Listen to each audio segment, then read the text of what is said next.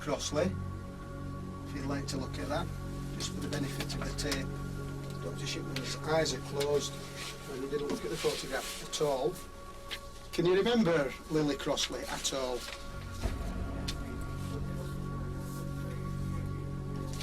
Okay, no answer. If I can also, it's going to be awkward this keeping standing up and walking around, but I think this is what we're going to have to do. You might want to just sit back a little bit. Just your hands and I don't keep pushing in front of you.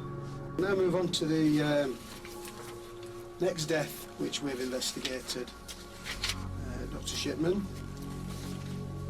This is in relation to the death of a lady called Elizabeth Pierce. That's Elizabeth Pierce. The three ladies there, it's the elderly lady dressed in black.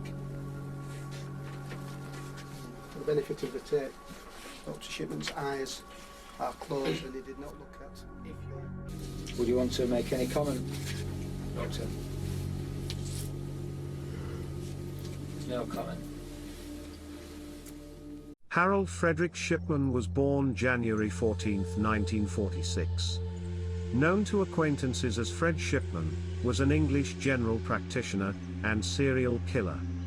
He is considered to be one of the most prolific serial killers in modern history, with an estimated 250 victims. On the 31st of January 2000, Shipman was found guilty of the murders of 15 patients under his care. He was sentenced to life imprisonment with a whole life order. Shipman died by suicide, hanging himself in his cell at Home Prison Wakefield, West Yorkshire, on the 13th of January 2004, the day before his 58th birthday. The Shipman Inquiry, a 2-year-long investigation of all deaths certified by Shipman, chaired by Dame Janet Smith, examined Shipman's crimes. The inquiry identified 218 victims, and his estimated total victim count at 250, about 80% of whom were elderly women. Shipman's youngest confirmed victim was a 41-year-old man, although suspicion arose that he had killed patients as young as 4. Shipman is the only British doctor to date to have been convicted of murdering his patients, although other doctors have been acquitted of similar crimes and convicted of lesser charges. Shipman was born on the 14th of January 1946 on the Bestwood Estate, a council estate in Nottingham, the second of the 3 children of Harold Frederick Shipman. His working-class parents were devout Methodists. When growing up, Shipman was an accomplished rugby player in youth leagues.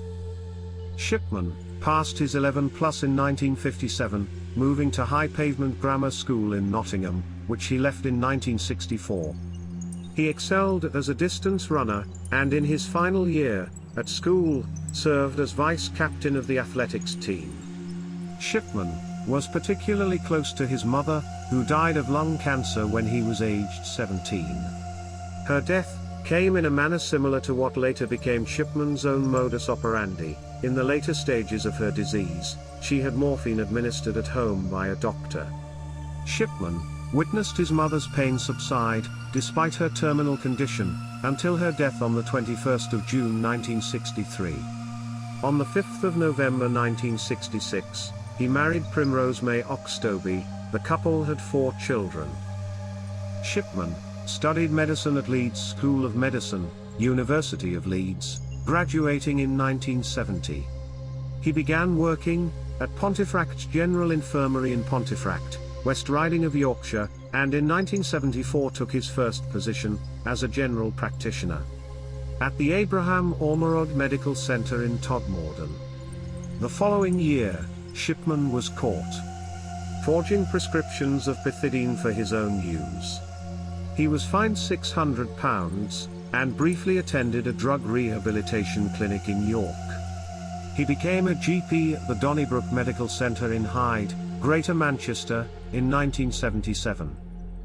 Shipman continued working as a GP in Hyde throughout the 1980s and established his own surgery at 21 Market Street in 1993, becoming a respected member of the community. In 1983, he was interviewed in an edition of the Granada television documentary World in Action, on how the mentally ill should be treated in the community. A year after his conviction, the interview was rebroadcast on Tonight with Trevor McDonald.